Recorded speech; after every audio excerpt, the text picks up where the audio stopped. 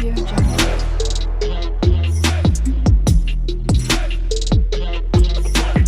Audio Jungle.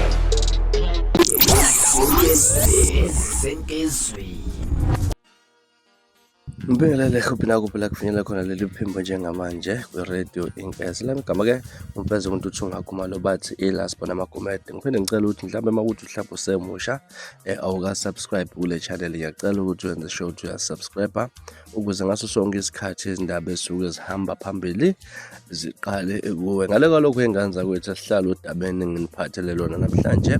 Ime sidlulisa amazwi enduduzo emndenini wakaMthembu kulandela isigameko esibuhlungu sokudlula kwelungu lomndeni ledlule eMangozi e-library. Imeya kamasipala uMhlabele ngani umhlonishwa Cyril T.S. Khumalo uhambele umndeni wakaMthembu enkathwini ku-Ward 4 ukuyohlanganisa amehlo kulandela isigameko esibuhlungu sokudlula emhlabeni kwelungu lomndeni weye ezakhiwo zomkhandlu eMangozi e-library.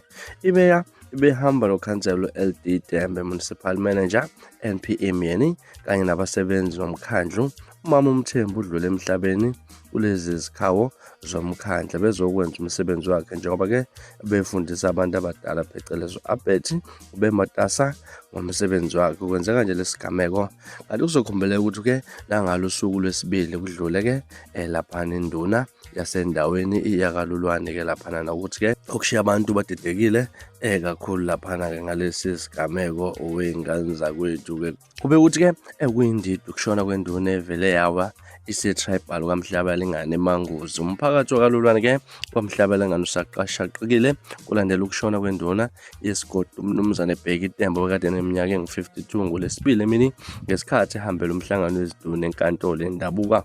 Kuthiwa-ke uTembo ubonakala ephakamisa isandla samuntu abakade ebuza umbuzo maqede waphansi khona e-tribal bese ethathwa aphuthunyiselwa esibhedlela esiseduzane eMangozi hospital, kodwa akazange safika ngoba-ke kuvele kwamanela besasendleleni. Amalungu omphakathi achaza uTembo njengomholi abanikezeleke ekusebenzela abantu bakule ndawo egqugquzela ukuthula nokubumbana emphakathini. Bathi-ke uba ngumuntu obelalela izikhalo zabantu futhi-ke osebenze ngokuzimisela ekuxazululeni izingxabano. Abezindaba MCR bazifikela amathupha egcekeni kwaTembo baxoxisana nomfowabo wenduna umnumzane Rama Tembe nothi umfowabo uphume ekhaya ephilile futhi-ke kungekho ukugula okubikile nothe isigameko sibashaqise kakhulu nothe umfowabo aqala ukusebenza wobunduna ngonyaka 2008 kwaba ukuthi-ke uyadlula emhlabeni ngosuku langolesibili. Umndeni ubese ucela umphakathi ukuba ubanike isikhathi sokulila nokuhlela amalungiselelo omngcwabo, kanti-ke imininingwane egcwele izomenyezelwa amathuba. Izona ngane zakwethu indaba ezibuhlungu